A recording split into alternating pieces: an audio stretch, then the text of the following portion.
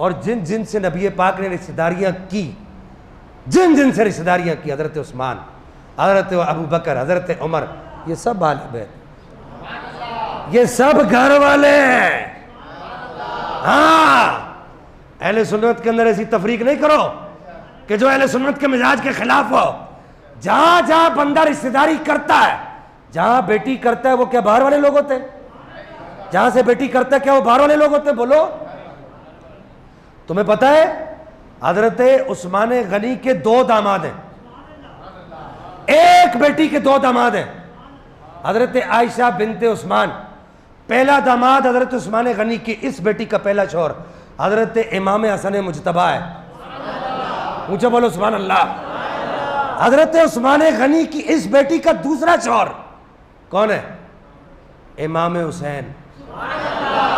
पहले हजरत उस्मान गनी के घर से इसी बेटी से इमाम हसन ने शादी की, और फिर हजरत उस्मान गनी के घर से इसी बेटी से हजरत इमाम हुसैन ने शादी की।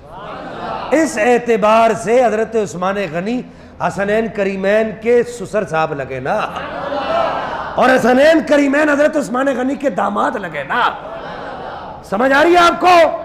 इनको तुम बाहर वाले बना रहे हो, इनको तुम कहते हो ये दर वाले हैं। ये दर वाले नहीं है, ये हसनैन करीमैन के एक रिश्ते से, रूहानी रिश्ते से। बड़ा भारी जुमला कह रहा हूं, ये सुन्नी को अज़म होगा, जिसके अंदर कहीं चोर बैठा होगा ना उसको अज़म नहीं होगा। हाँ, ये सिर्फ सुन्नी को अज़म होगा। एक रिश्ते से मेरे आका ने फरमाया तेरा ससुर तेरा बाप होता है। मतलब समझ आए? तेरा ससुर तेरा बाप होता है। इस रिश्ते से हसन मुजतबा और इमाम हुसैन हसनैन करीमैन के रूहानी वालिद हजरत उस्मान गनी है। बताओ ना, ये क्यों नहीं बताते?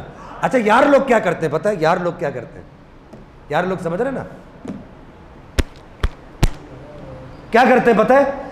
इमाम हसन की जोजा का नाम लिखा आयशा, उनको ये तौफीक नहीं हुई बिनते उस्मान लिखे, ये तौफीक नहीं हुई।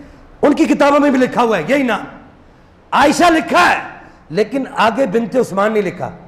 इमाम हुसैन की एक जोजा का नाम लिखा हुआ है आयशा, लेकिन आगे बिनते उस्मान गनी नहीं लिखा, बल्कि आगे क्या लिखा है? आगे क्या लिखा है? आगे लिखा है बिनते खलीफा।